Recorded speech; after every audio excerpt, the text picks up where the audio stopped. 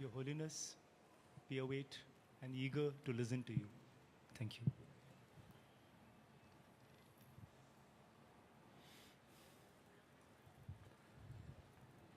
Suppose this sort of meeting, just one lecture, not teaching. So I didn't sort of wear the bhikshu robe. Rinpoche wear.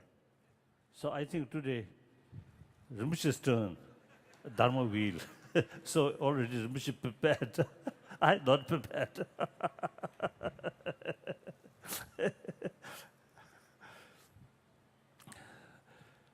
So in any way, I really feel great honor and very happy meeting the large number of people here and organize Rinpoche organization. And this small Singaporean, since many years, we know each other. And particularly when I was a transit short stop at Singapore airport, she always very, very helpful. So since we know each other, so she, I think, no hesitation to some sort of exaggeration about my greatness. Thank you. Thank you.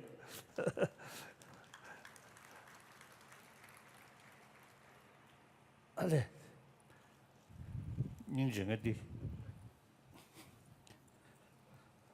my old long-time friend,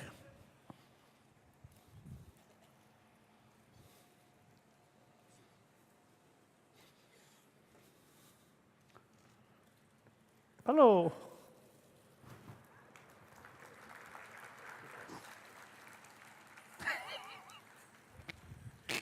Good. God, thank you for being here with us. Thank you. Thank you. I'm sorry we came a bit. No. It is my duty receiving one long-time friend and a foreign secretary. He always showing genuine sort of feeling, genuine concern. So I very much appreciate.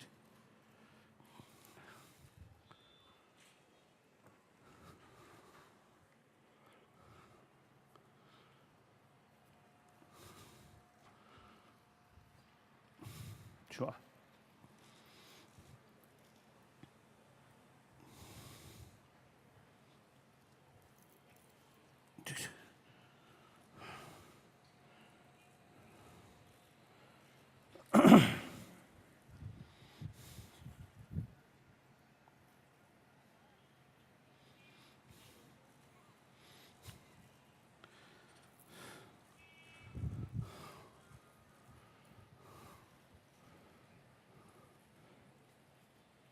This kind of public meeting, this third time, second time, third time, I think third time.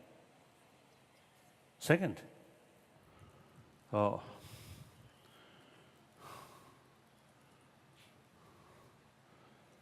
So the last one, which year? Huh? 2004. 4.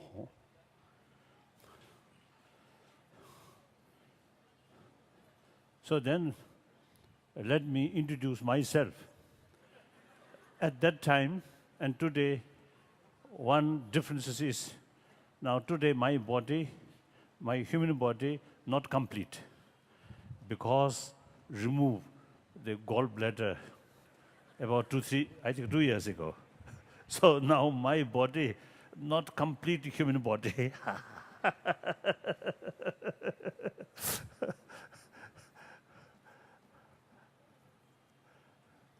And again, I think I want to argue with my friend, the event on my life not I can not sort of my own sort of control. This surgery of the gallbladder, I do not want that. So I think at least around 15 years, I just say wait and put all my hope to Tibetan medicine. So Tibetan physician also used to promise me using Tibetan medicine that gallbladder sort of stone can melt it. So I put hope on that. I think after 15 years, that hope is empty hope. So I always teasing my Tibetan physician. You put me empty hope last 15 years. anyway, so that is surgery, not according to my wish, but circumstances. You see, they brought. There is no other choice, but I have to remove through surgery like that. So in any way, basically my health very good. So now here,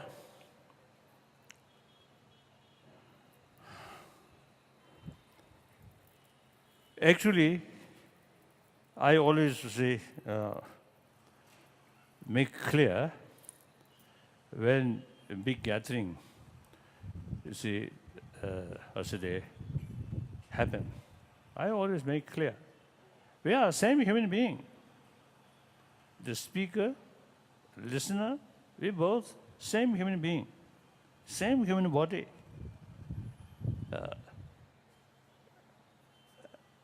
So, emotionally, mentally, physically, we are same human being.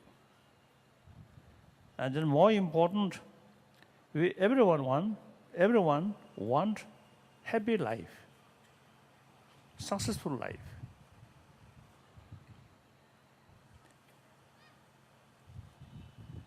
And most important, everyone have the right to achieve happy life. There is no differences, absolutely same. Then from the Buddhist viewpoint, particularly the Sanskrit tradition's viewpoint, everybody have a Buddha nature.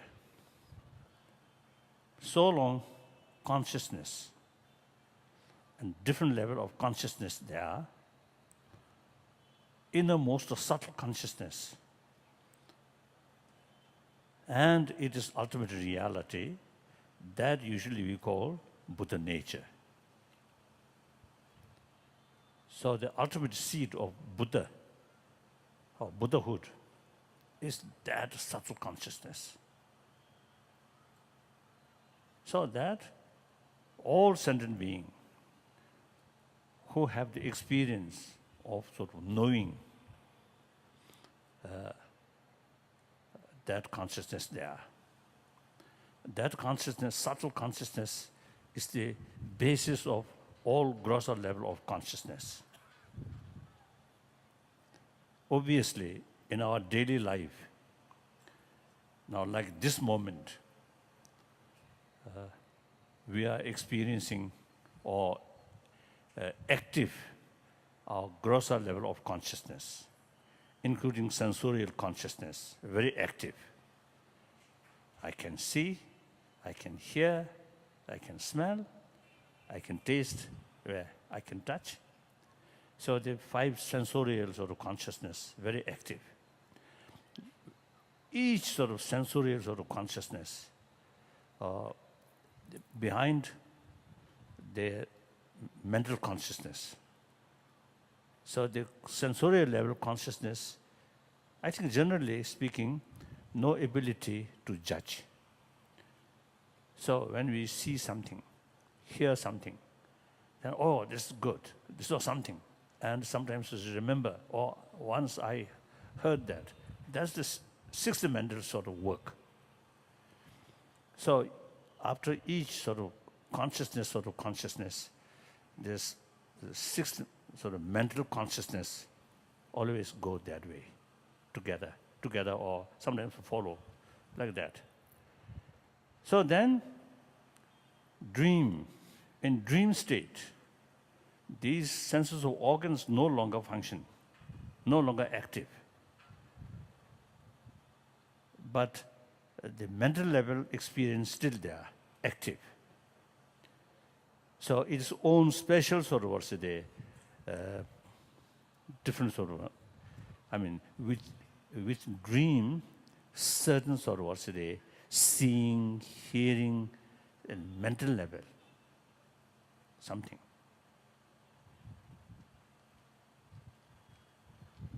Ngombe shung, sangyewe shung nala, suglia, cheji kijiwe suksa shekduwa. Mashi sug rangshin yimbarla, ombu shebe pig rigmotuya chig, yishi rigya chig shekduwa.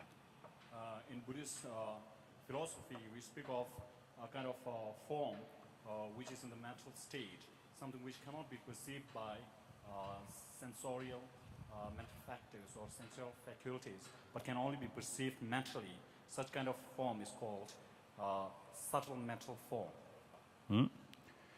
So within that, also you see there are differences. I think different category about, I think 5. Sunga marbe. Sunga.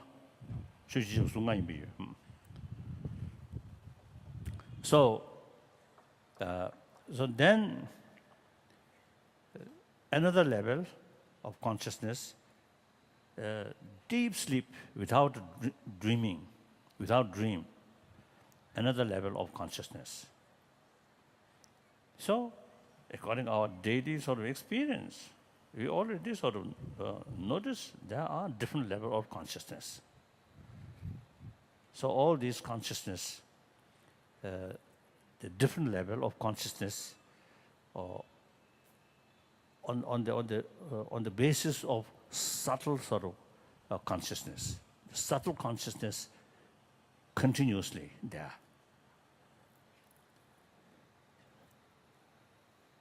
So,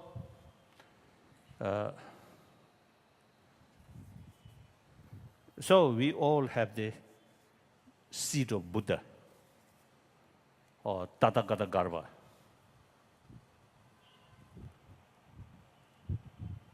My friend knows Sanskrit, isn't it? Sanskrit. So please examine my sort of pronunciation, Tathagata Garva, okay? Or Sugata Shindaya.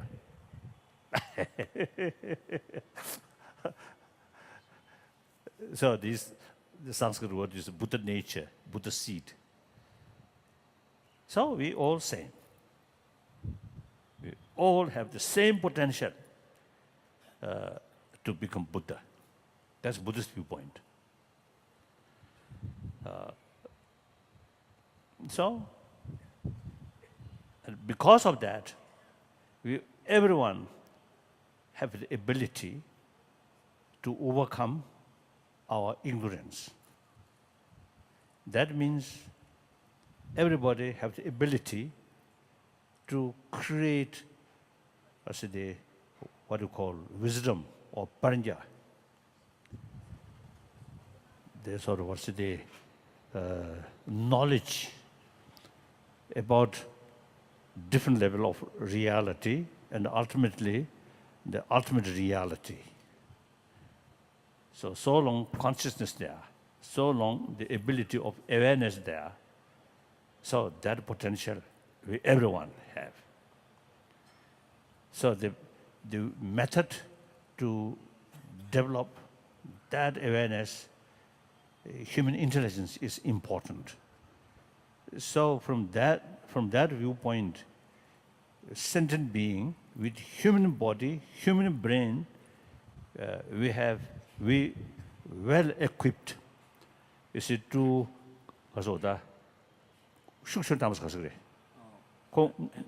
number seven, activate that subtle consciousness or that wisdom. So we are, so basically, the point is, basically we all, it's the same. So should not sort of think the speaker is something special and from you. That kind of view is totally wrong. We are same. When Buddha taught us the teaching, he mentioned you also have the same the ability, the same nature of mind, ultimately Buddha nature. So he always emphasized that. Since it's Buddhism, Buddha Dharma, no idea of concept of creator, like Jainism. These two Indian tradition, no concept of creator, ourself as a creator. So samsara, which, of course, samsara, general, not my creation, but my own sort of samsara, is my own creation. Ultimately, that a subtle mind, overwhelmed by grosser level of mind, then all those destructive emotion without control. So that creates negative karma. That creates my own samsara. Similarly, once I develop the realization of that nature and then try to reduce these negative emotion, destructive emotion not voluntarily come, but because of ignorance. So the ultimate sort of the method is remove the ignorance. The way of remove ignorance, not through prayer, not pray to God or pray to Buddha, won't sort of disappear. Ignorance also a factor of phenomena and mental phenomena. So naturally, by nature, there is opposite sort of force. So the proper way to elimination of these ignorance is the development of the awareness of the reality. The ultimate ignorance is the misunderstand or misconception about ultimate reality. So in order to remove that, the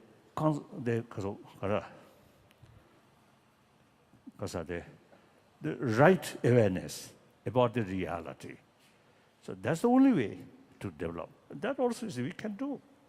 I myself, now over 76 years old, through my own training, my own sort of, some meditation, not very, very perfect, very high level of meditation, but some low level of meditation. I think last almost, now, nearly 60 years. Decade by decade, some sort of improvement, gaining some strength about these deeper awareness. So that reduce that effect on the ignorance, on the misconception of the reality. So we all have the same sort of nature, same potential, same ability.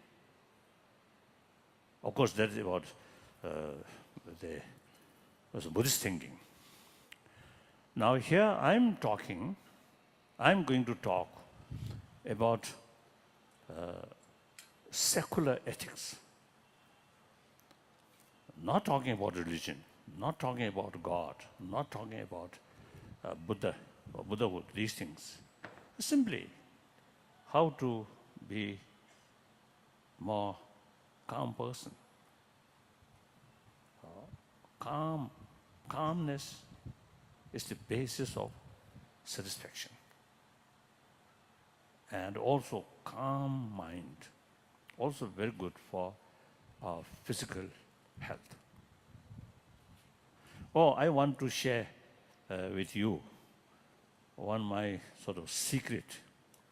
That is, when I went through surgery about the removing gallbladder.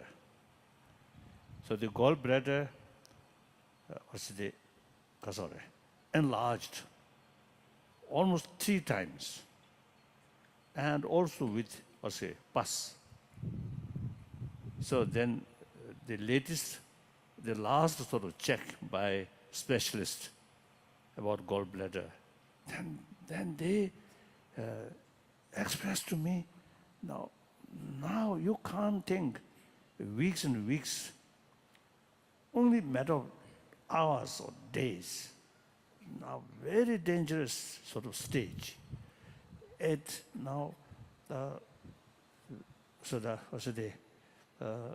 every danger to explode. If that's case, if such things happen, then very dangerous. Then I immediately went to the hospital, the Gangaram hospital, and then the next day is the surgery. So usually those healthy body, even 15, 20 minutes, they can also complete. They can they can finish. But my case, 2 hours. The surgeon, very specialist, very experienced. Dr. Chopi, very, very sort of experienced. So quite serious, the surgery, quite serious.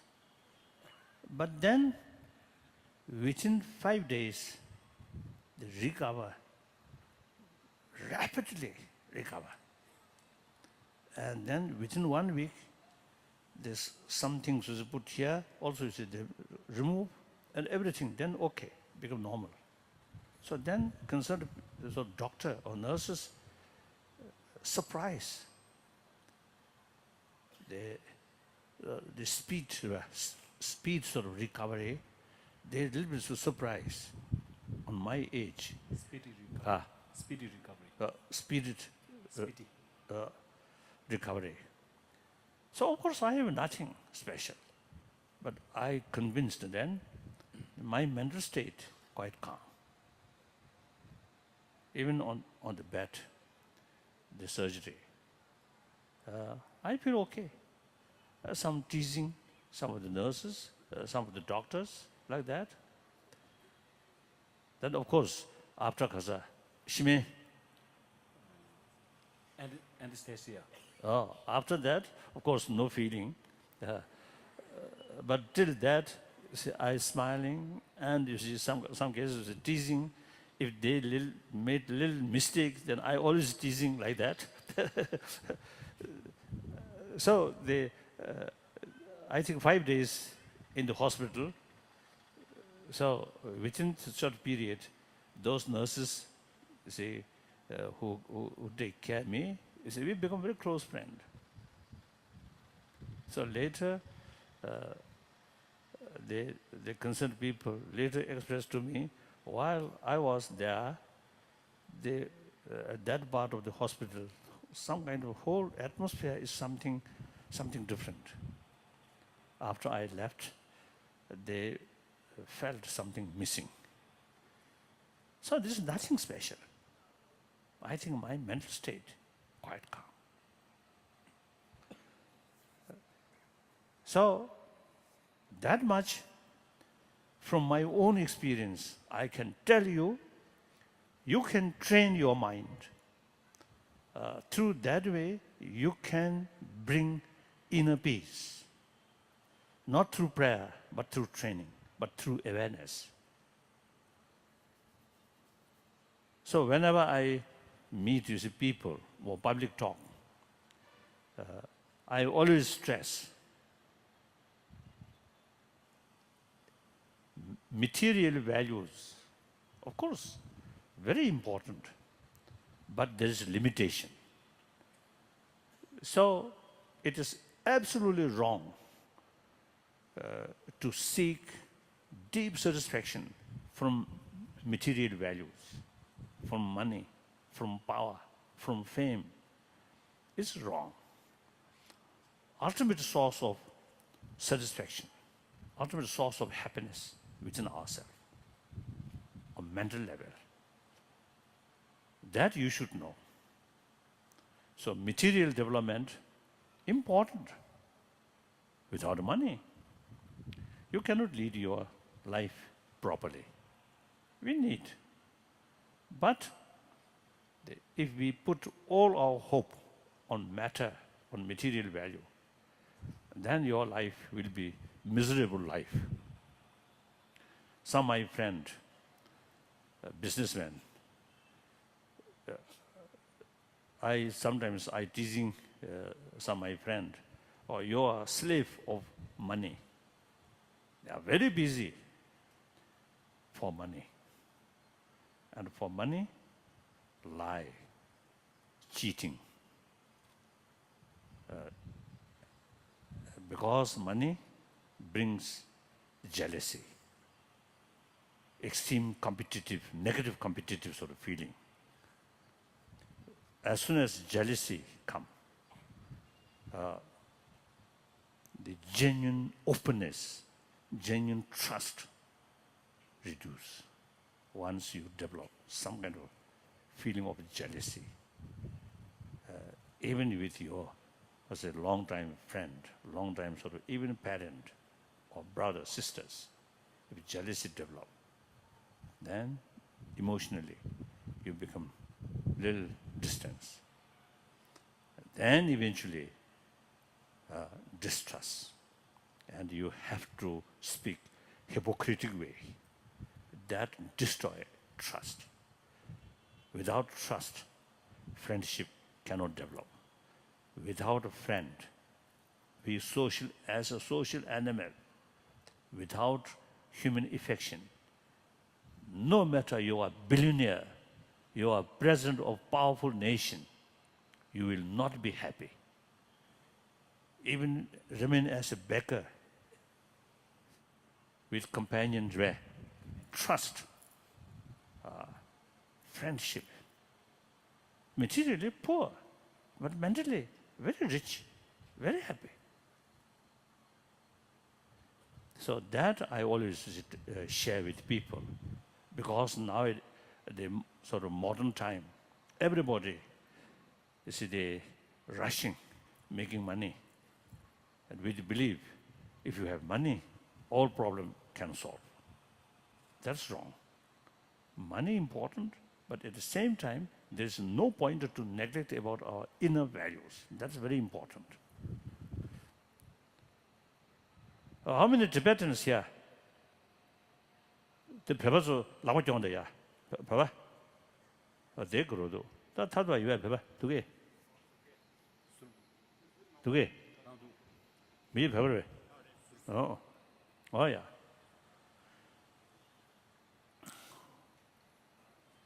So, so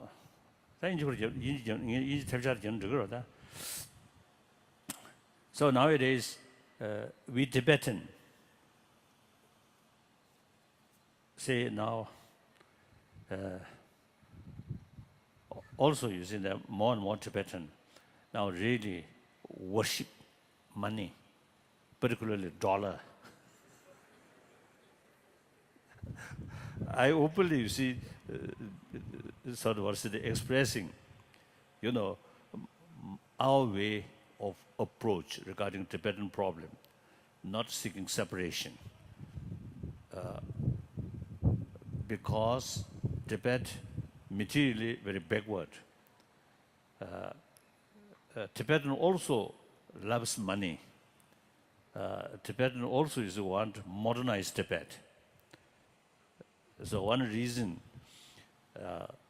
several hundred Tibetan illegally immigrant to Europe, some of the European countries, and also Canada and America. These illegal sort of immigrate, Immigrants.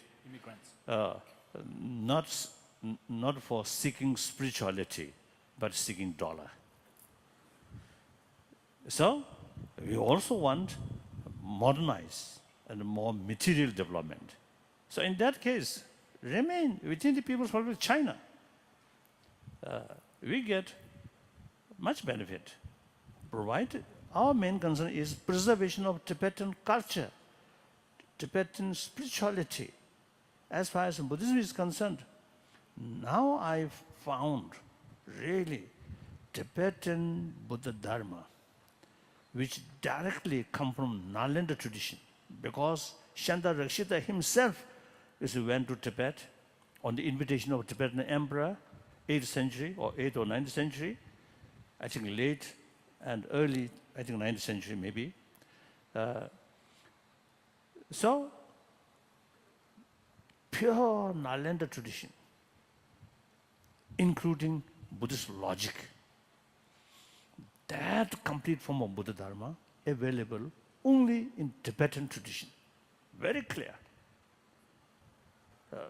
So that not only Tibetan treasure, but we can say world treasure.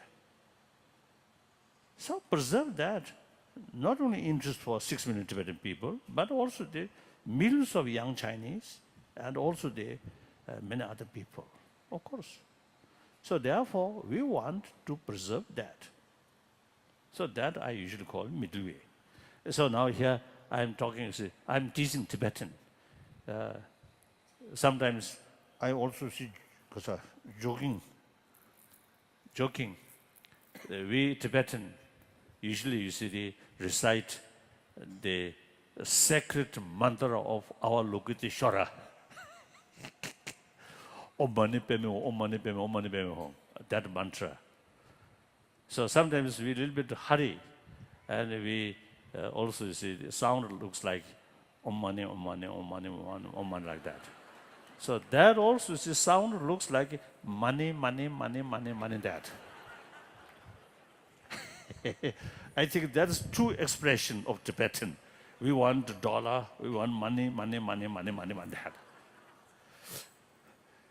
So, young Indian,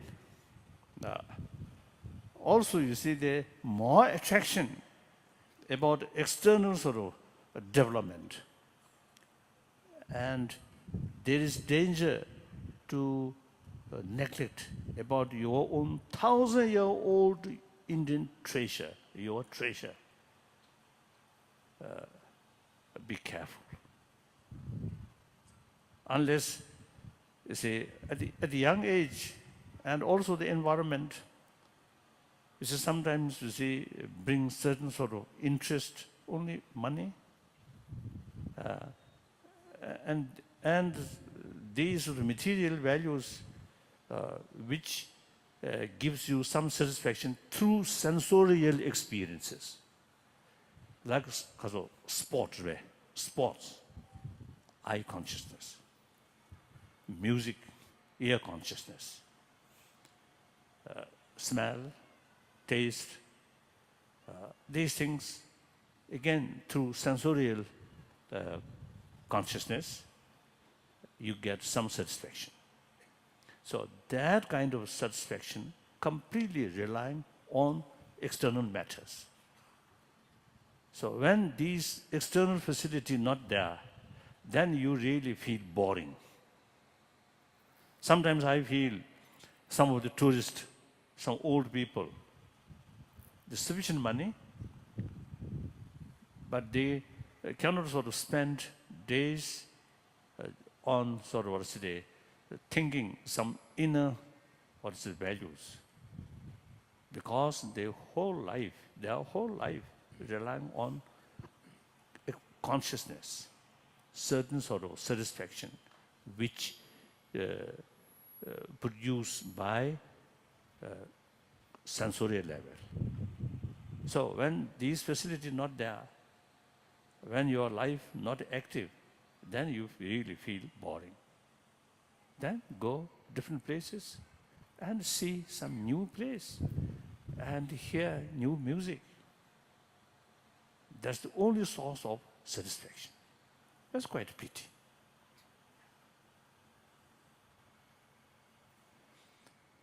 Those people who have some sort of experience to think about inner value and use mental sort of ability, not relying on sensorial thing. That person, when you live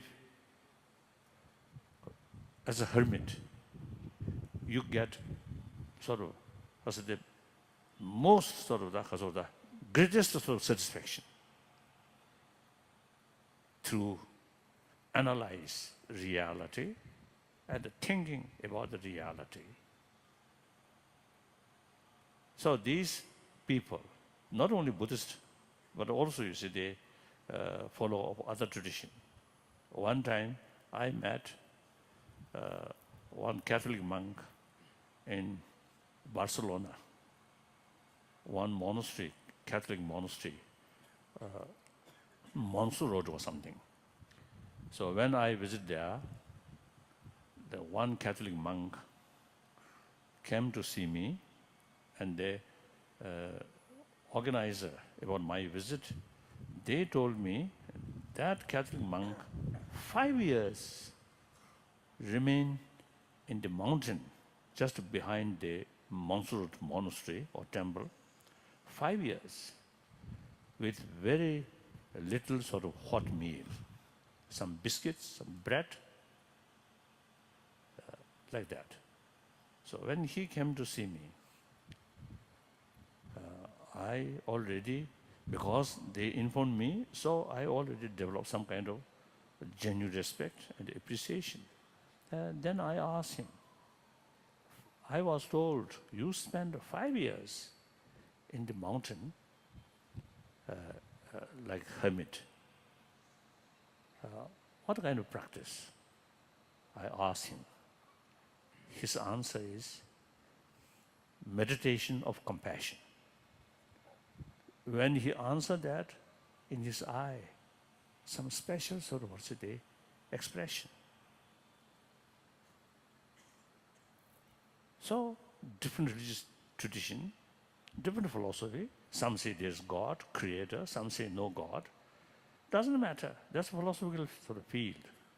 And according different individual mental disposition, different way of approach is necessary. It doesn't matter. But the important is the real aim, real goal. Purpose. So all these different religious traditions, so they have the same potential to increasing our practice of love and compassion, forgiveness, these things.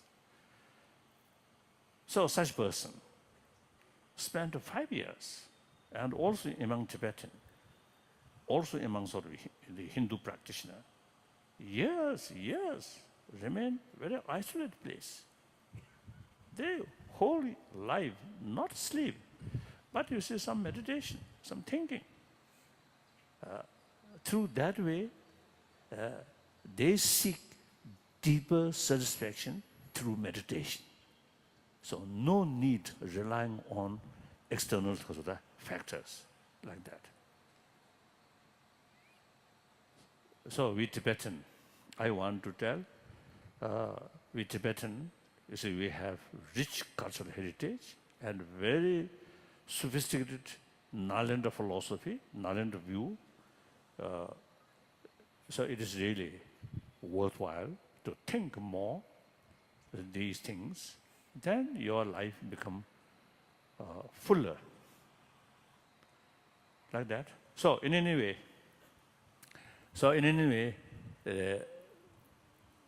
they pay more attention about our inner ability in order to achieve calm mind. Calm mind works and brings two benefits. One benefit, calm mind brings your physical sort of composition or physical element work more balanced way. So your health improve, your health sustain. Even according some medical scientists, they say anger, hatred, fear actually eating our immune system. Whereas meditate on compassion brings blood pressure reduce, stress reduce. Some university in America, Emory University in Atlanta, last few years they carry some experiment. And also, Stanford University also have now serious program. And Wisconsin University also carry some serious sort of program, research these sort of mental state and how much sort of benefit to our health. So recently I was in, last year I visited all these 3 universities and some sort of talk with scientists. So Emory University, one example is that they carry some sort of on experimental level. Some student 3 weeks program about training of mind, about compassion, these things. So after 3 weeks, their concentration power on the subject which they are studying, concentration power becoming more stable, and their mind becomes sharper. And then their relation with the classmates, other students, becoming much more, peaceful or gentler. So this socio relations much sort of peaceful, much sort of improved. And then also one occasion, some sort of scientist carries some sort of experiment. Some people, group of people, before carrying their sort of experiment, research, experiment. They have some kind of meditation. They check blood pressure and the stress, all these things. Then after a few weeks training, each day about 30 minutes or some sort of meditation on love, compassion. So after a few days, after sort of a few weeks, again they test,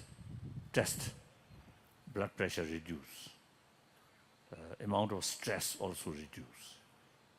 Individual person becoming much more calmer, much more happier. So these are not just to say idea, but some university, some scientist, genuine, well-known scientist, they already carried as an experiment.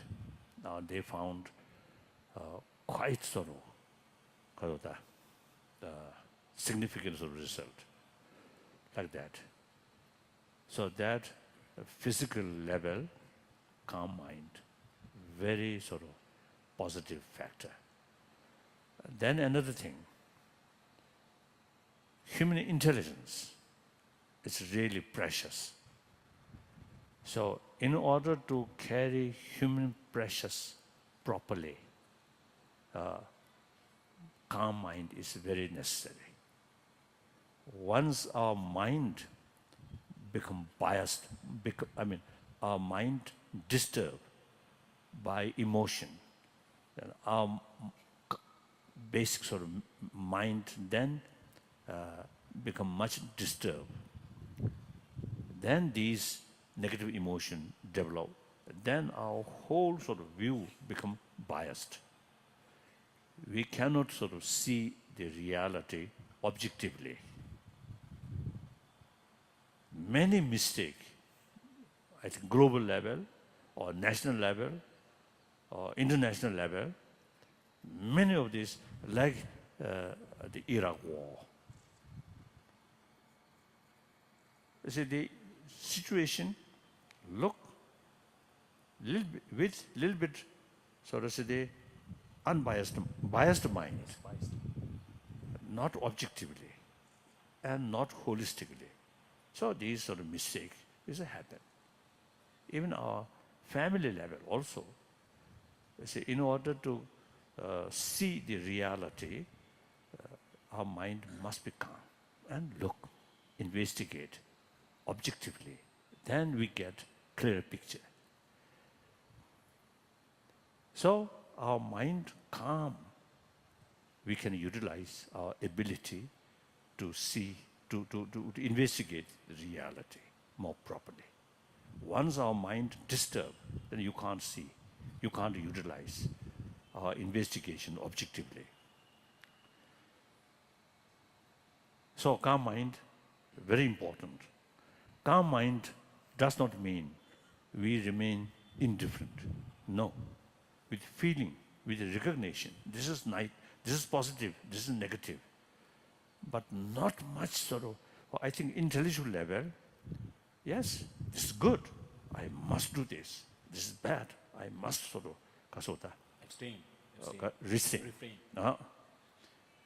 Clear sort of distinction, right and wrong, and the negative and the positive, and short-term consequences, long-term consequences. But then deeper level, emotional level, more or less neutral. That we can do. So occasionally, this morning also, is I just expressed, the 2 days ago, is I burst my temper to some my sort of staff member. But, short period, some anger, but then go, not remain. That we can do. If our basis of the mental attitude is quite sort of healthy, then these destructive emotion comes and goes. I always telling as a sort of example, like ocean. Wave always just comes and go. But underneath, always calm. So our mind also can do that. Different destructive emotions come and go. And these emotions, actually, I think biological factor, attachment, biological factor. Biased love, compassion, also biological factor. Anger, fear, also biological factor.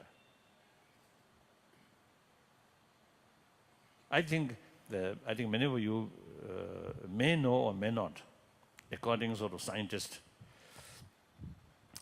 when anger develops, then blood goes more on hand, so ready to fight. When fear develops, blood go more on leg, run away. So these are biological factors. So, biologically, we equipped with these things in order to protect oneself. Anger, push, because of negative things.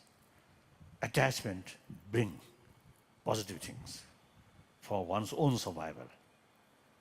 Even flowers, no consciousness, but due to chemical, they also have a certain capacity to bring their positive thing for their survival and push something harmful, like that.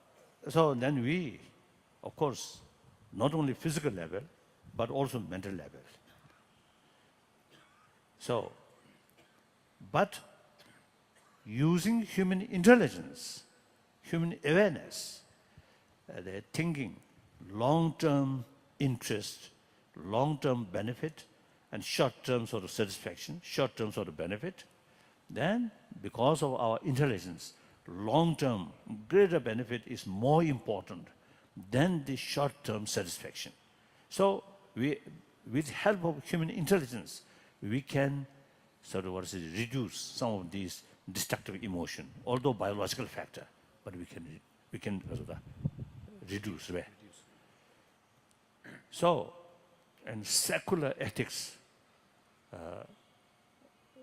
I think awareness and training of mind. Training means familiarize certain things. That's we call meditation. Meditation means, you see, our main sort of view or main mind familiarize and a certain sort of mind or certain sort of the object. Like that. So through that way, we can train our mind. Through that way, eventually, for example, when anger develops, if you have some sort of experience through training, you can separate from the anger. You can watch anger by yourself. Once you separate yourself from anger, so the anger's dominance no longer possible. Then this because of the strength or intensity of anger automatically reduce. So through training, you see, we can do these things. All these, I think, the ability of human intelligence. So that's why you see many literature, many spiritual literature, you see mentioned human body is something precious, like that. So now, I think basically, I think that's the main point. You see, everyone want a happy life, and the ultimate source of happiness, satisfaction. Now, when I say happiness, I think mainly means satisfaction. So even suffering, even physical suffering, can bring deeper satisfaction at the mental level. Even these sports, they really, physically, this very hard work. Sometimes it's difficult, but that brings tremendous satisfaction on mental level. So satisfaction and suffering, I mean, not the opposite way. Right? So here, happiness not necessarily sort of pleasant experience, but happiness mainly here, satisfaction. So happy life or satisfactory life, ultimate source is within ourselves. That please should know that. So pay more attention about our inner quality, inner value. Even you want to harm someone, the method should be realistic. In order to carry realistic method, you see, your mind must be calm. Then your approach to hit your neighbor who always create a problem for you, then your hit really hit effectively. If your mind too much anger, then try to criticize, try to do something harm on them, or may not hit real target. Isn't it? I think one example, your neighbor, if you see your neighbor, you see create some problem for you, and you want to some sort of harm, right? If you remain calm, without anger, without much emotion. And your sort of attitude still remain very pleasant attitude. So your friend continuously come and even increase. More visitors come. Then your neighbor feel more worry. Other hand, because of some trouble due to your neighbor, if you lost your because of the peace of mind, and you always sort of irritate and bad mood, then visitor certainly will reduce. Then eventually you feel some uncomfortable, some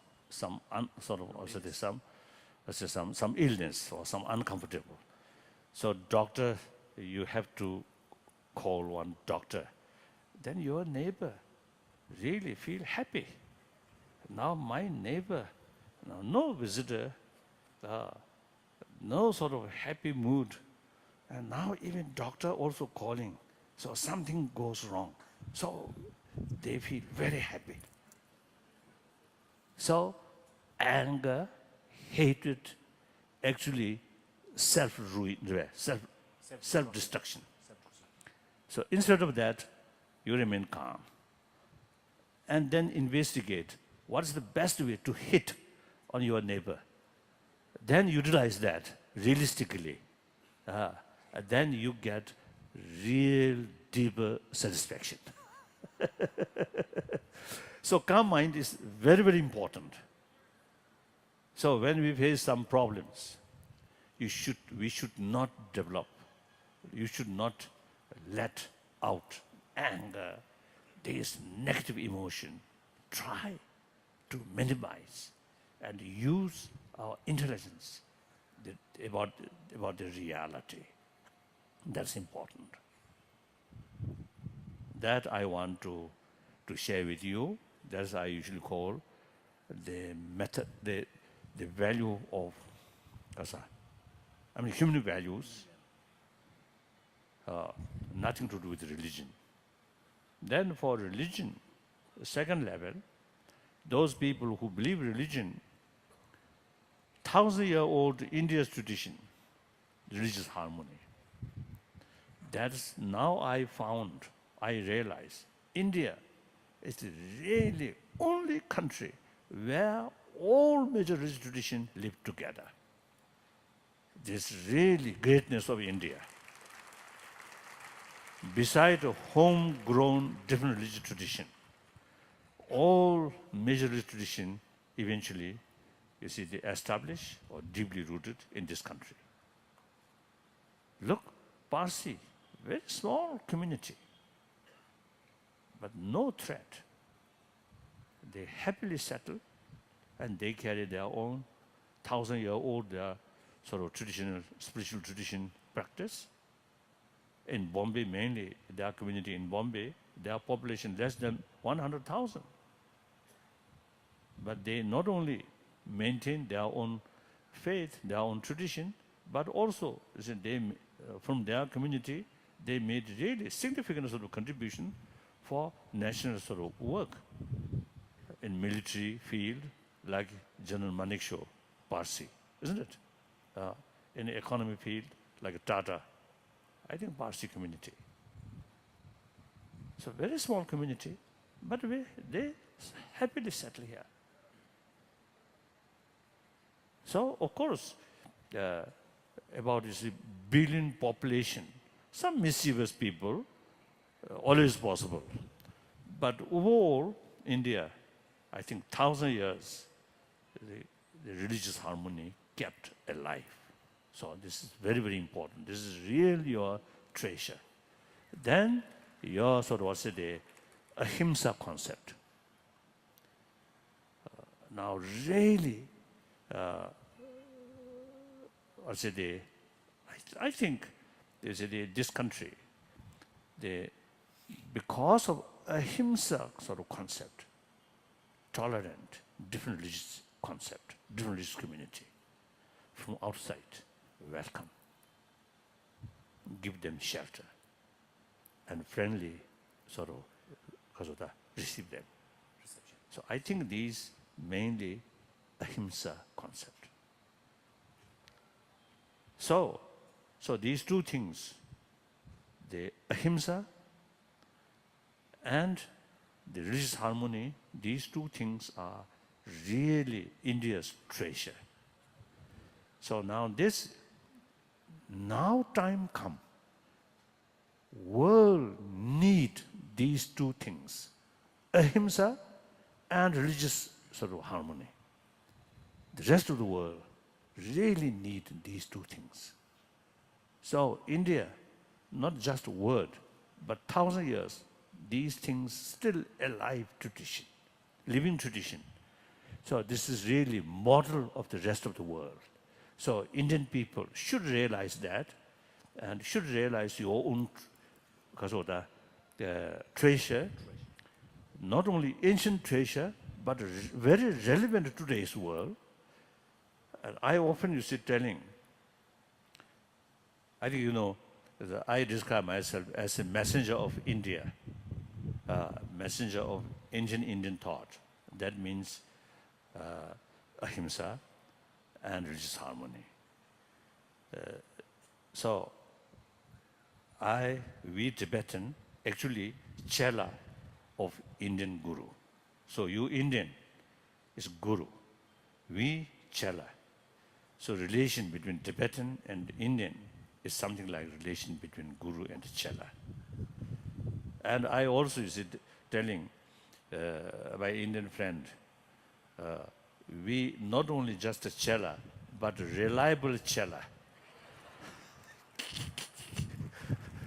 Reason, you see, the Nalanda tradition lasts several centuries. A lot of destruction or damage, and in any way ups and downs, too much ups and downs.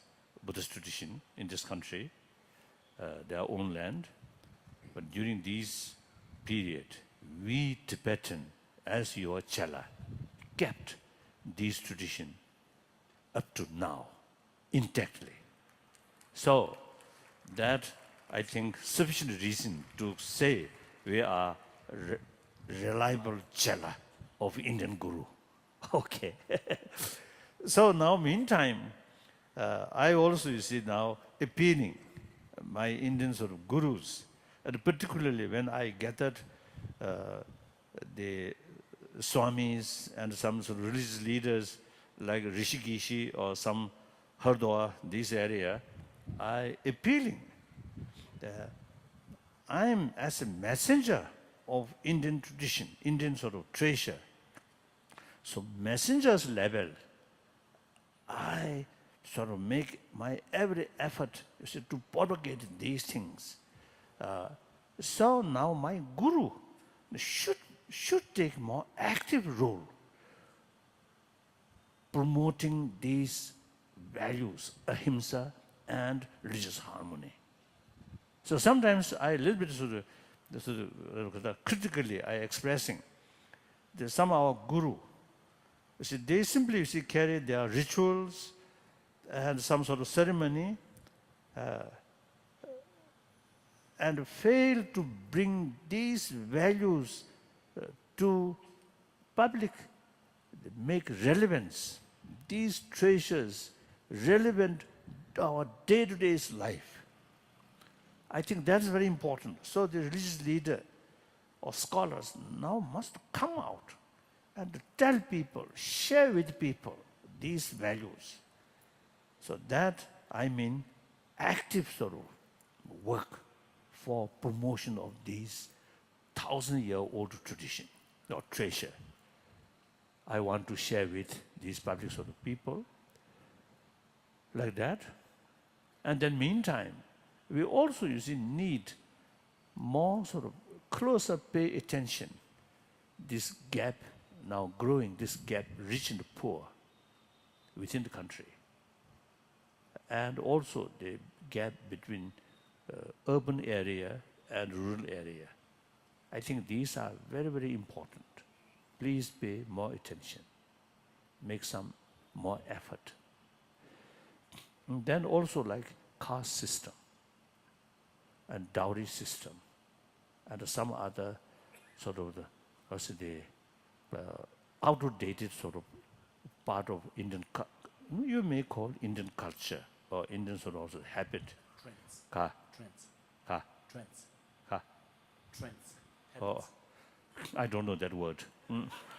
So in any way, you see, they even maybe part of your sort of tradition, but these are outdated. Now must I accept a part of our tradition, but outdated must change. So since we become a refugee, I always make clear the part of Tibetan culture, there could be two categories. One culture heritage, although part of Tibetan culture, but due to social system or certain sort of certain political or social system. So such sort of habit is outdated. Now, okay, sufficient put in museum. Must be that culture. The other part of culture, which something really benefit in our day-to-day life, particularly when we're facing some problem, the immense sort of help to maintain our peace of mind and holistic view. Such sort of part of our culture is really worthwhile to preserve and can preserve. Other, we cannot preserve and no use to preserve. So similarly, our Guru's tradition also, I think there are some maybe outdated, some must change. So these change should sort of initiated by spiritual leaders and come out to speak. That I feel important. So that's about my talk. Now some questions. Question through written, also good. And someone, if you want to question directly, also most welcome. If you provide some microphone. First read. Question, yes. No, before the question, I would request Arvind Sitaraman and family to come to the backstage, please. Thank you.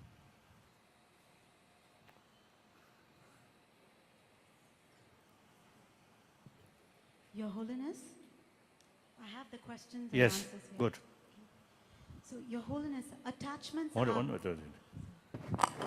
Oh, attachments are bad, but human relationships are good. How to reconcile this contradiction? oh, no contradiction.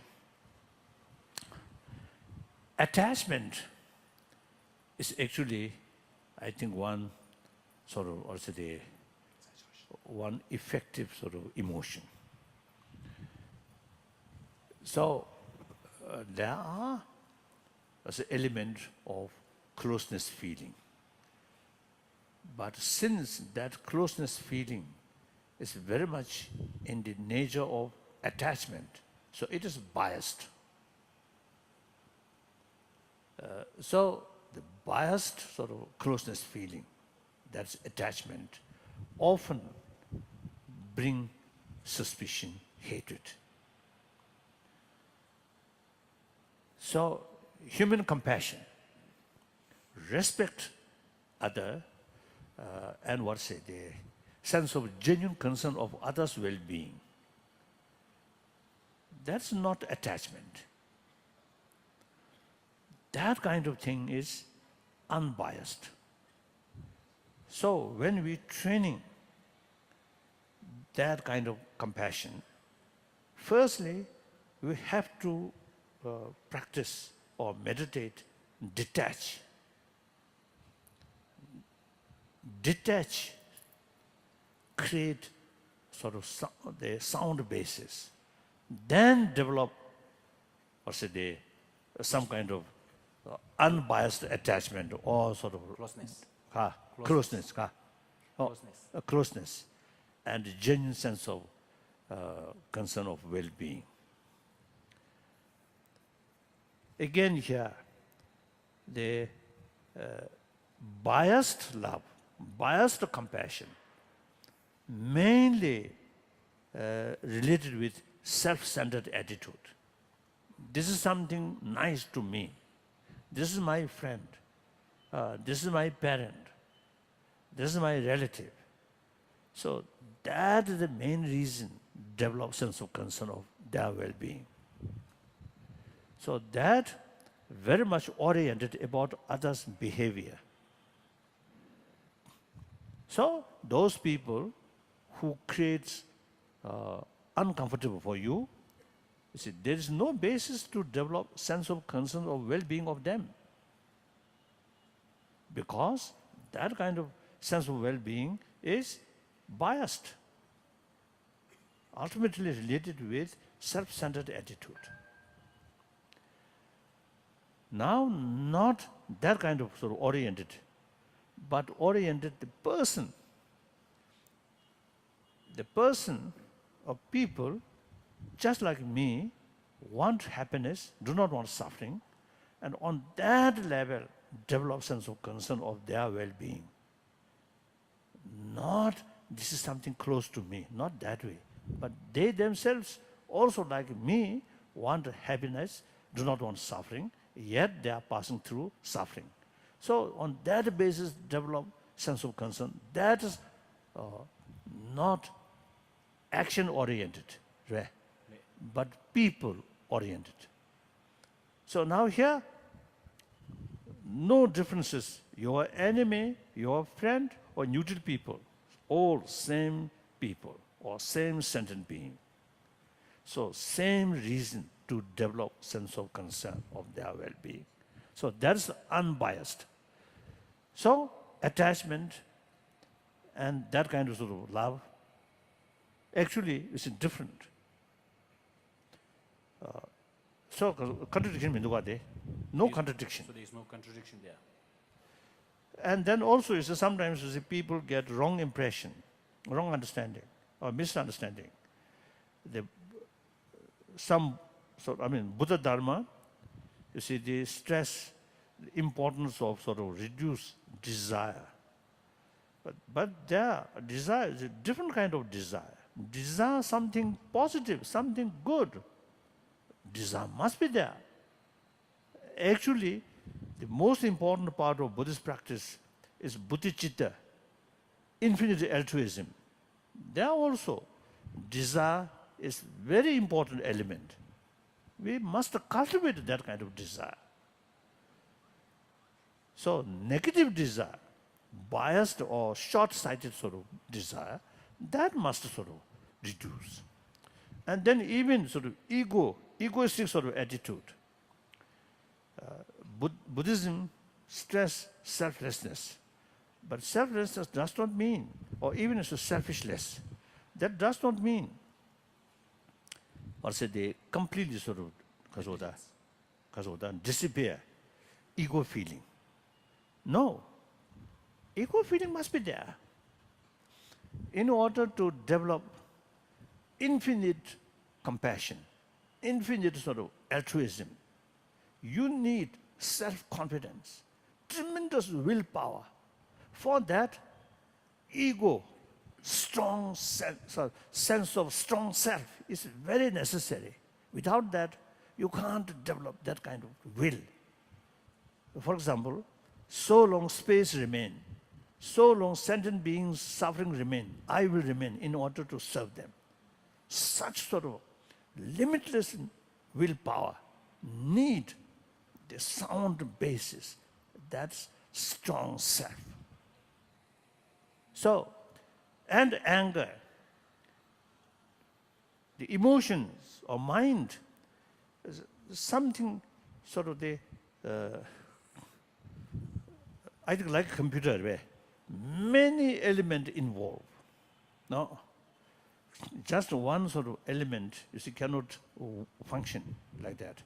So similarly, anger, out of compassion, out of sense of concern, out of wisdom, sometimes anger also can be very positive anger. So out of ignorance, out of attachment, anger comes destructive anger, negative. So we need more details of precision, Distinction. distinction. That's important. So we need, not as a religious subject, but something like the knowledge about mind, about emotion. Since last year, I suggested to some sort of concerned people, now tomorrow I'm going, you see, there, and I'm going to meet, you see, some scholars who are already working in these things. I suggested, it seems, you see, in Buddha Dharma, there are three categories. One, the reality about matters, external things, and mind or consciousness, as I briefly mentioned before, these as inner science. Science about matters and mind. That we should treat it as a science, not a religious sort of subject. Then concept, like concept of impermanence, is based on the reality. So first, study the reality. Then on that basis, conclusion, some idea. Oh, things are momentarily changing. So impermanence. And things are relative, no absolute. Therefore, selflessness. You see, these concepts then come. So these two things are universal, nothing to do with religion. Then after that, religion. Now how to train is our mind, and including some sort of rituals or these things, or vows or these things. That's religion, religious side. So obviously there are three categories: science, concept or philosophy, and religion. So now we are working, you see, so these three things separately.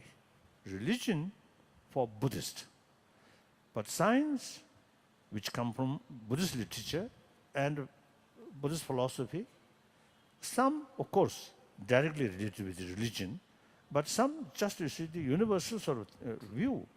So these should be universal, as a sort of academic sort of academic subject. So usually I introduce, you see, these, the great master of Nalanda, like Nagarjuna, Arya Deva, and Arya Asanga, and these, you see, I introduce for Buddhist. Of course, these are Buddhist master of Nalanda.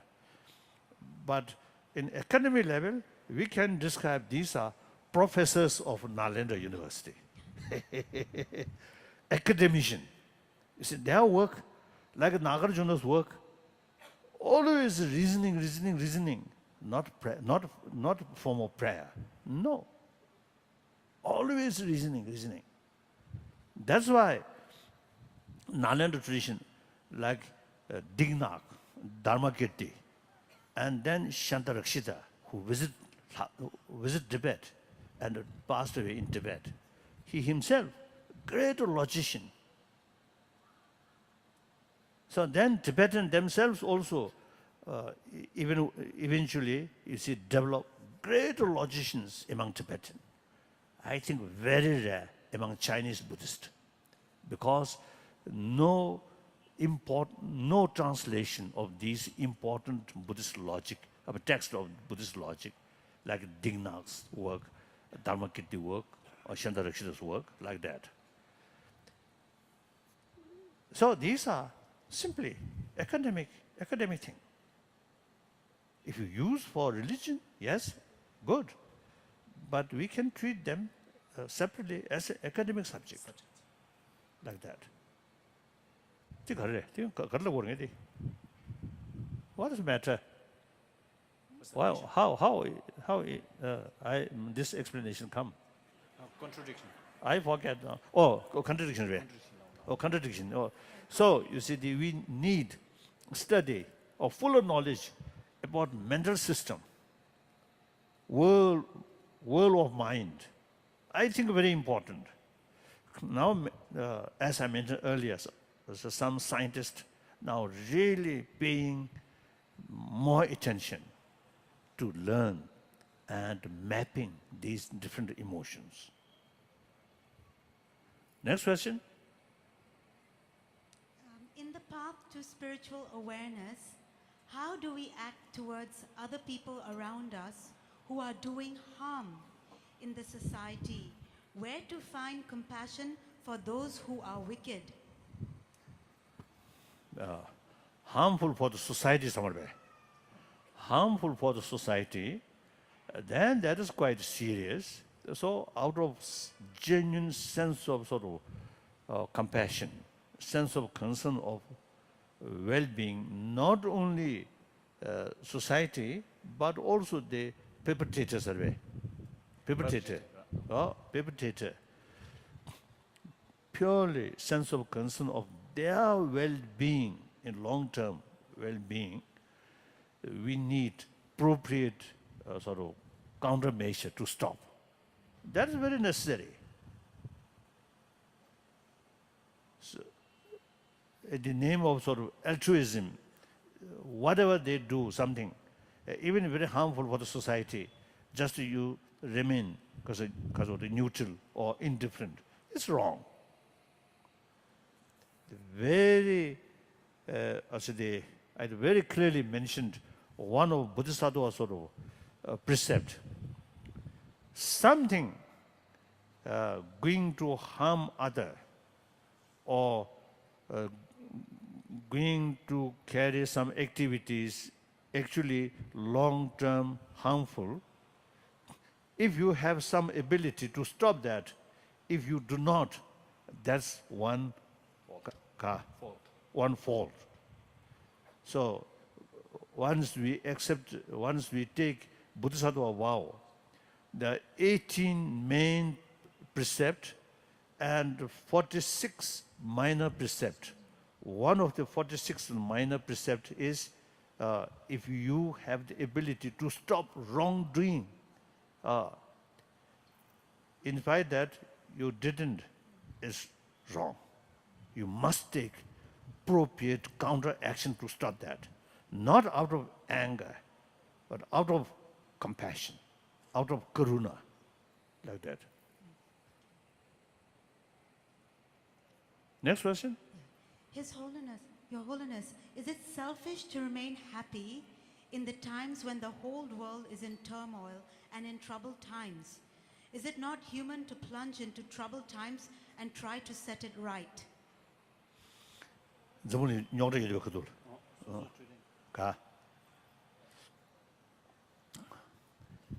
These days, I am sort of telling audience, last,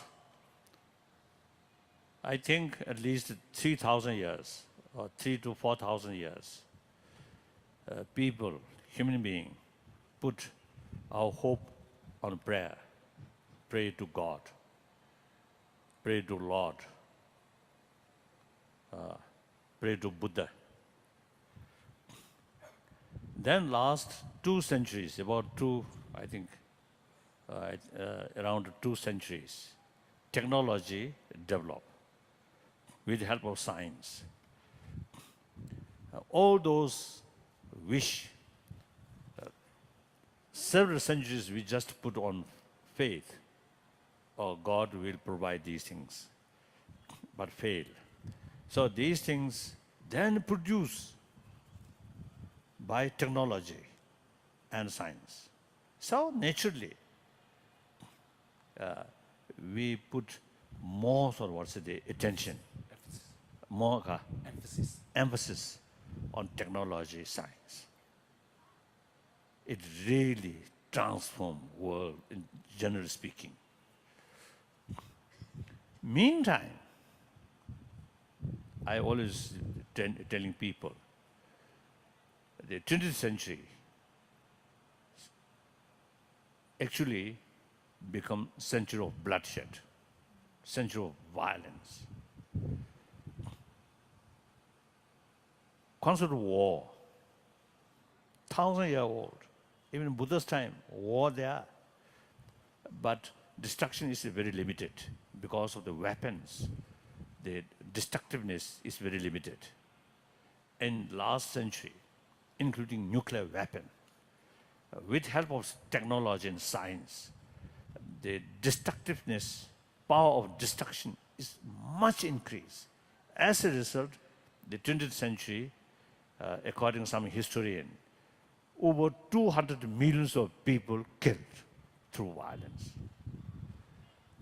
So it is in my sort of the meeting with some scientists, scientific meeting, I usually is expressing, it is quite a pity. Science and technology, which I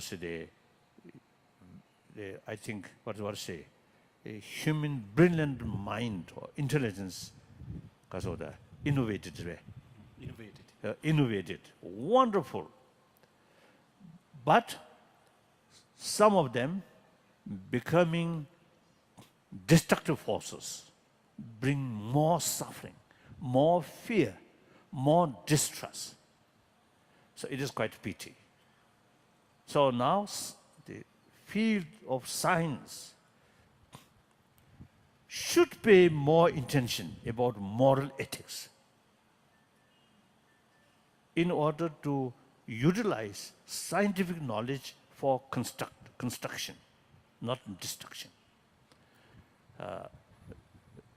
So last now, I think later part of 20th century, including among the scientists, and also is the ordinary people and wealthier people, began to feel the limitation of material value. So they turn towards inner values or spirituality. So things are changing. Now, for example, China, people from China, in early period, deliberately try or deliberately destroy religious faith and describe any religion as an opium. And then, now recently, since the opening of the economy openness, liberalization in economy field, now the material development values, especially in coast area, really is transformed greatly. But recently, I noticed one article. You see, they mentioned one university in China surveyed how many Buddhists in China. According to their survey, about 300 millions of people now showing, following Buddha Dharma. So these things, clear indication, people now eventually experience limitation of material value. So turn towards spiritual value. So this, I think, the overall sort of picture.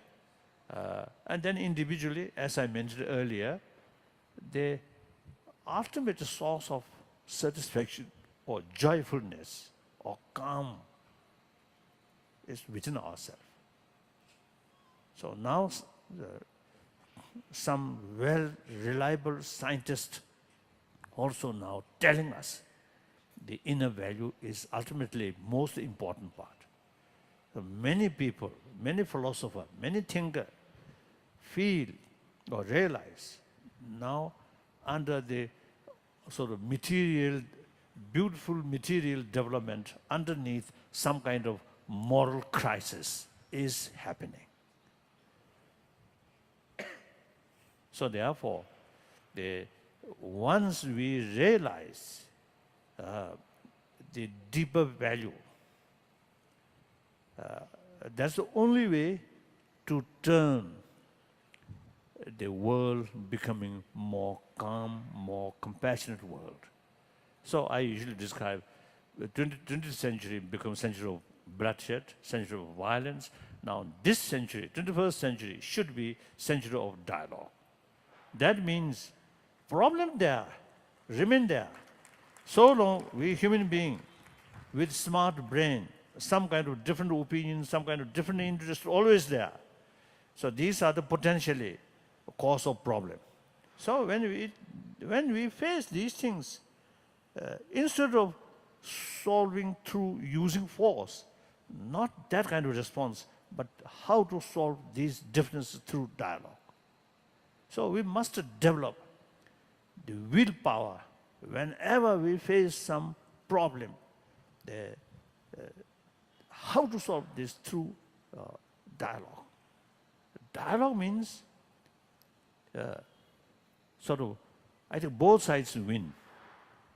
As our Tibetan our effort to solving Tibetan problem, dialogue means, you see, not one side winner, one side loser, not that way, but both sides win.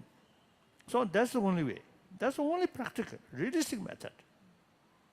How can solve problems through force? That's outdated. You see, the concept of war is outdated. I always telling people, now this century should be century of dialogue, century of peaceful, and eventually our whole global level, we should think, we should make effort, you should educate people. Our ultimate aim should be the demilitarized world.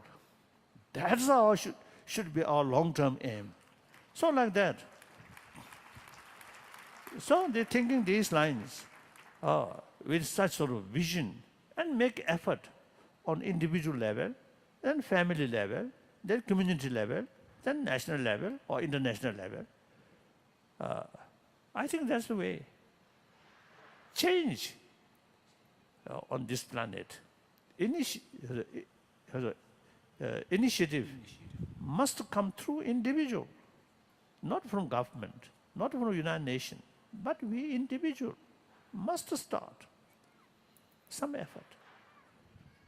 Firstly, peace, inner peace, develop within ourselves, individual. Then our family, then our community. Once one family, whenever they face some problems, not forcing each other, but dialogue, try to solve through non-violent way. Then 10 families, 100 families, 1,000 families, we can extend like that. So I think a Mexican friend, one time they told me they are trying to some kind of zone of peace within their own sort of community. Firstly, you see, 10 family, then 100 family. Within that sort of area, if some conflict about to come, immediately try to solve through non-violent way. So they call zone of peace, their own sort of limited area. So these are really, I think, the practical sort of contribution to create. Through prayer, peace. Recently I was in Hiroshima. Some Nobel laureates there, and actually they make voice, they free nuclear weapon world like that. So the last day we have some sort of more formal or ceremonial way. Many Japanese there, and Nobel laureates, and some different sort of big companies, and the local sort of mayors and these things, these people there. Then the other Nobel laureate also spoke the action is important, then my turn, I express the world peace, free nuclear world, never materialized through prayer, only through action. So we must work hard. The individual prayer, very useful. But for community, for world, prayer will not bring our goal. And then last year, at Patna, the president chief minister, he re-elected the president of the chief minister. He invited me to open ceremony on Bihara in Patna. I went there. Then he, at the function, he mentioned, due to Buddha's blessing, Bihar state rapidly progressed. He mentioned that. Then my turn. Of course, I know Chief Minister quite well, so I responded to him. If due to Buddha's blessing, Bihar state the rapid prosperity, then Bihar state much earlier must progress, must develop, because Buddha's blessing always there.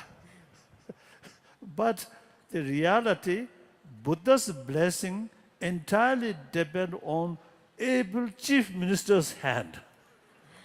So that means, you see, prayer, that limitation, just wishful thinking. But act. The India's tradition, law of karma. Karma means action. So everything, you see, due to karma, due to its own causes, conditions. So among the cause, karma, action. So the action is really very, very important. Sometimes we religious people also talk too much, little action. This morning, I visited Gaza, St. Joseph College. I really praised the Christian brothers sisters really made the greatest contribution regarding education on this whole world. Buddhist monk, very little. Recently, the Ramakrishna mission now really making effort for education. Otherwise, it's very, very few. Only Christian people, Christian brothers sisters, really made tremendous sort of contribution regarding education and health. So many years ago, I think in 40 years ago, one time group of the senior monk, Tibetan monk, I suggested, look, Christian brothers sisters, you see, really dedicated well-being of public, their education, and mainly in the field of education and health. We Buddhist monks, nuns, now must follow our Christian brothers, sisters sort of pattern. 40 years ago, like that. So, the Karshagorya, the truth. People who make conflictory So it's a change ultimately depend on individual. So should not think when we see full of problem, then you feel some kind of helplessness. Should not think that way.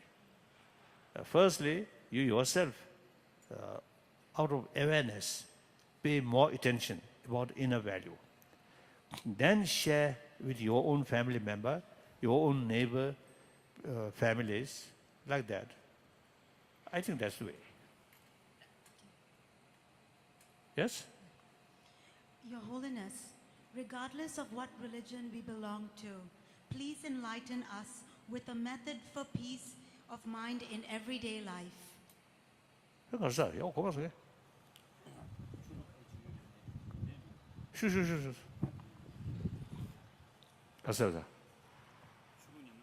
가.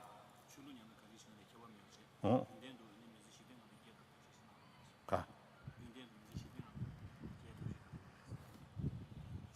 No.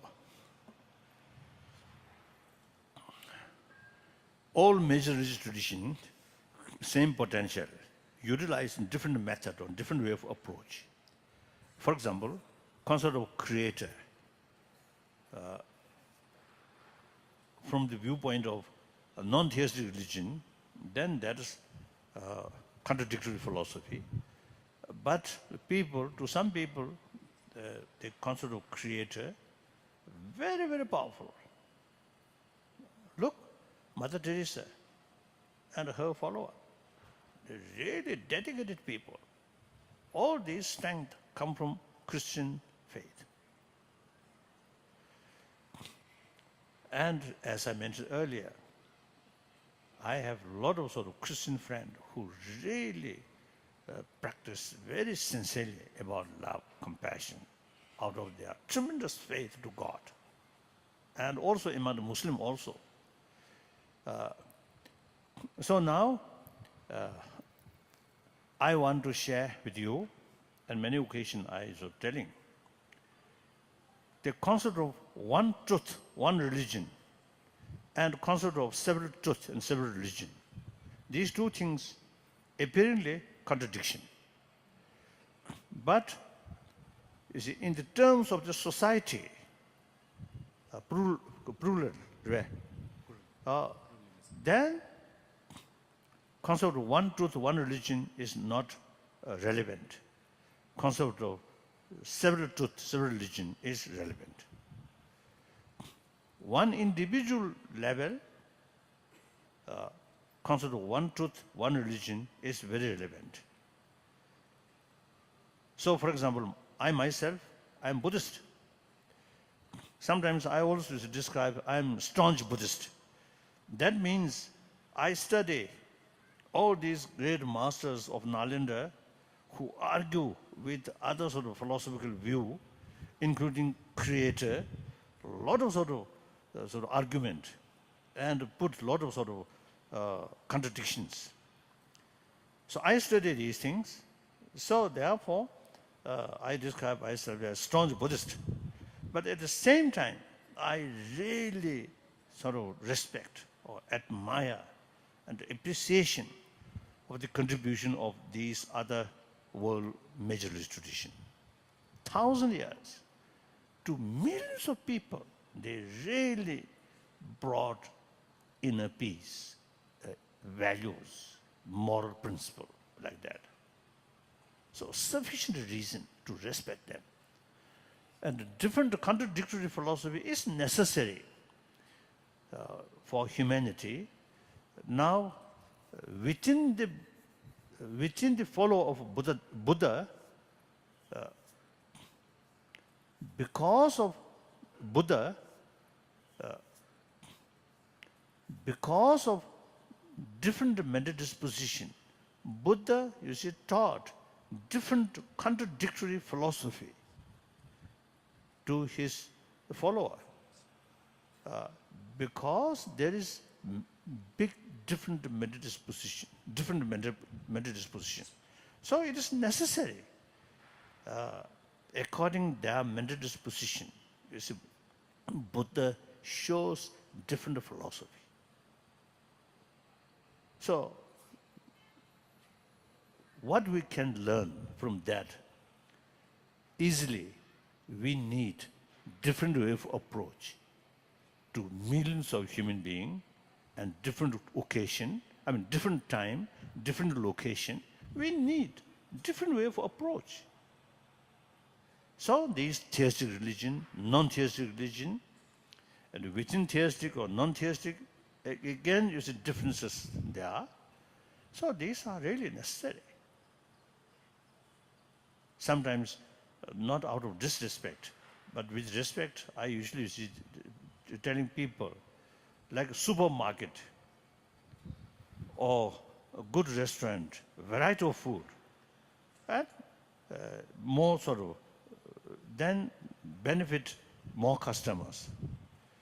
If one, I think, 5-star hotel, just one kind of meal, or breakfast, same, lunch, same, dinner, same, every day, I think customer then day by day reduce. So similarly, even you see, they compare mind, physical, not much differences. But even then, you see, we need a different variety of dishes. So then mental level, much more sophisticated. So we need variety of different sort of way of approach. And the ultimate message is same, message of love, compassion, forgiveness, these things. So when we, now again, one time in Chile or Argentina, one meeting with some scientist or some religious leader. So one scientist, one physicist, great physicist, he mentioned, he is physicist. He loves his own sort of field, physics, right? But he should not develop attachment towards his own field. That great sort of teaching. When he mentioned that, and I immediately sort of reflect, oh, I'm Buddhist, but I should not develop attachment towards Buddhism. If I develop attachment, then my attitude biased. Then only Buddhism is good, not other. Because your mental state not biased, so not objective. So that then all major religious tradition was the same message of love, compassion.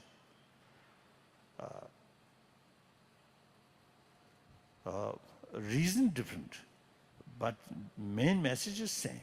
And with that, tolerance, forgiveness, and self-discipline, and contentment.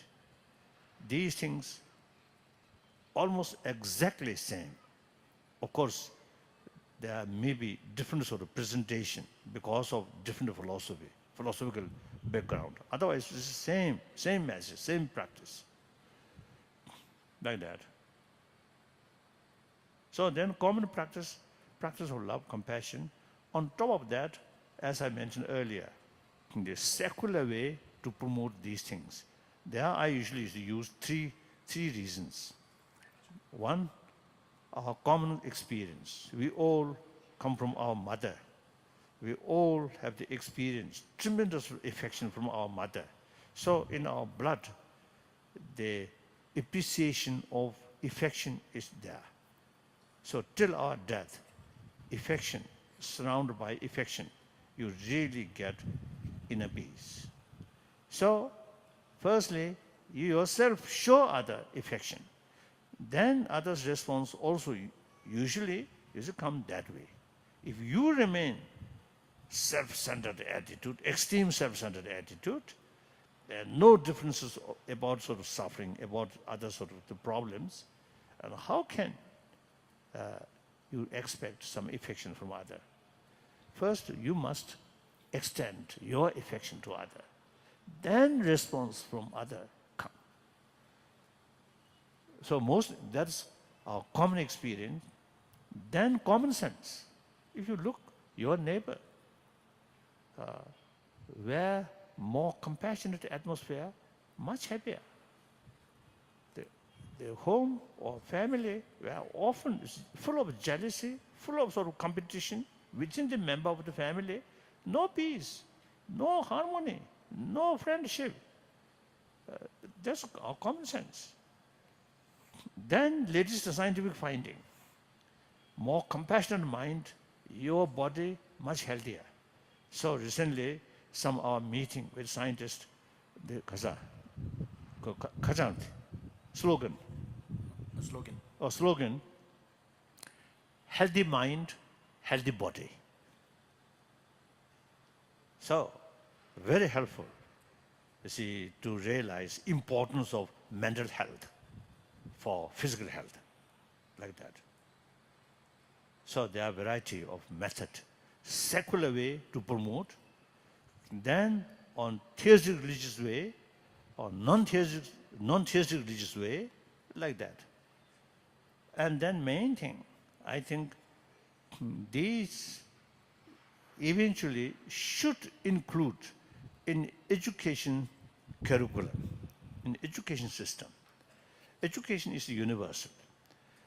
So, not touching religion, but secular way, like India's constitution, secular basis. According to the reality of this country, so many religions. If the constitution based on faith, then what faith? There are a lot of complications. So secular. Secular does not mean disrespect of religion, but respect all religions and also respect non-believers.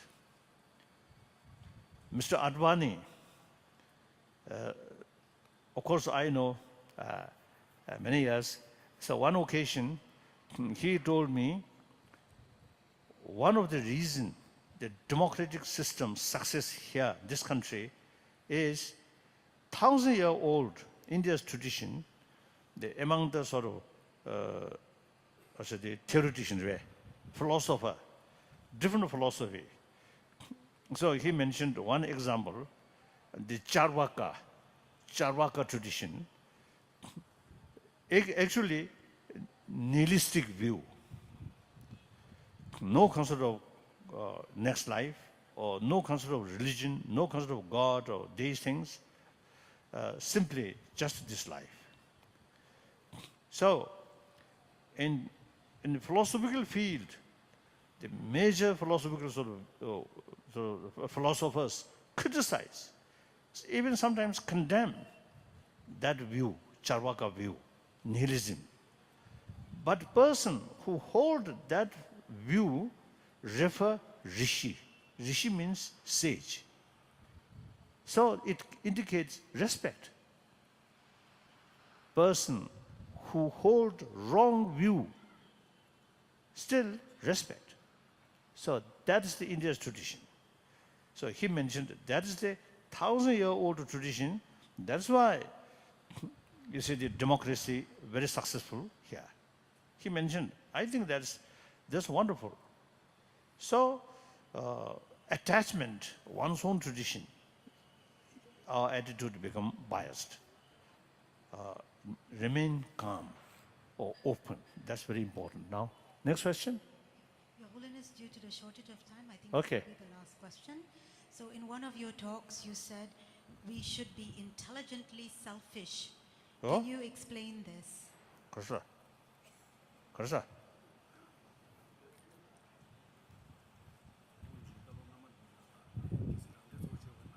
가. Oh. Oh. I'm practicing compassion or infinite love, infinite altruism. As soon as I wake up from sort of the sleep, I remember Buddha's teaching, greatness of his teaching, infinite love. And a concept of emptiness. Then whole day, whenever I have some opportunity, even you see when the airport, aeroplane delayed 1 hour, half an hour, some meditation, if there's possibility, just a think. And aeroplane also, you see the other passenger, walla, talk like that. I always do some meditation. So I practice deliberately as much as I can about altruism. That practice may not bring some benefit to other directly, but immense benefit to myself. So that I call wise selfish. That ordinary people, you see, extreme self-centered, then bully other, cheating other, lying other, hypocritical expression. Finally, you lose. So that's foolish, selfish. Clear? And also those, I think, wise sort of businessmen, unless you spend something, you cannot get because of the more benefit or because of profit. You must spend more, then you get more profit. So like that. So mentally. And again, when 2008 crisis happened, after 10th March, I developed similar sort of anxiety and sense of helplessness, which I experienced 1959, 10th March. But then I visualize, next few weeks, I visualize those troublemaker imagination. I visualize them, and then one practice, they take and give. Take means their fear, their anxiety, their anger, their suspicion, take oneself, and then give my sort of love and compassion and forgiveness, give them through imagination. Take and give sort of practice. Of course, it won't help the real problem, but immense help maintain my peace of mind. So like that, these are think about others' well-being. Result, you get maximum benefit. So that's why I often use it telling, why selfish? Everybody, you see, the feeling of I is there. So self-cherishing always there. It is necessary. It is right. But the way to take care of oneself with wisdom. So that's why they use human intelligence maximum way, then you get conviction. That conviction eventually transforms our emotion. So like that. And then also you see tremendous faith to God. And whenever you face just some people who usually you get some irritation, then think, image of God, that person, image of God. One time in Jerusalem, our meeting, one Jewish teacher, he told our meeting, one occasion he told in his class, his student, some Palestinians is also there, so he told them, when you face some sort of people, like Israeli checkposts or guard, these things, you should remember them, image of God. So after some time, some student then expressed to him, after they learned his sort of the advice, they implement that, so that immense benefit when they passing through checkpost, usually you get some irritation. But think this Israeli soldier as God, the image of God, that immense sort of help to reduce mental irritation. So that also is a tremendous sort of helpful, like that. So whether theistic religion or non-theistic religion, and then also is some time ago, I think several years ago, I met Father Griffith Griffin. Griffith. Griffith. Like looks sadhu. I think you may know. No, okay. So one time I met. Of course I know from India. Several times I met. One time in Australia I met him, and I asked him, why is it Christian, regarding Christianity, why is it you do not accept the next life, rebirth, or previous life? He mentioned the reason, this very life created by God. So that's really very, very powerful. This very life created by God directly, that develops tremendous sort of feeling of intimacy with God. Then description of God is infinite love, compassion. No religion mentioned our God is full of anger. Nobody said that.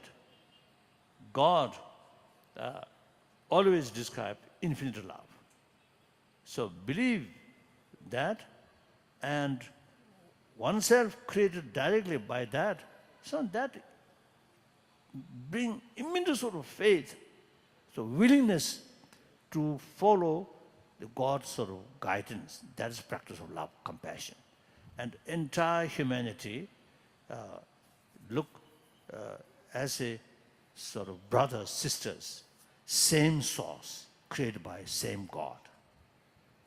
So if you really take your faith seriously, sincerely, immense sort of powerful. Then non-theistic religion, everything due to karma. If you do good thing for other, you get benefit. If you do harm other, you get negative consequences.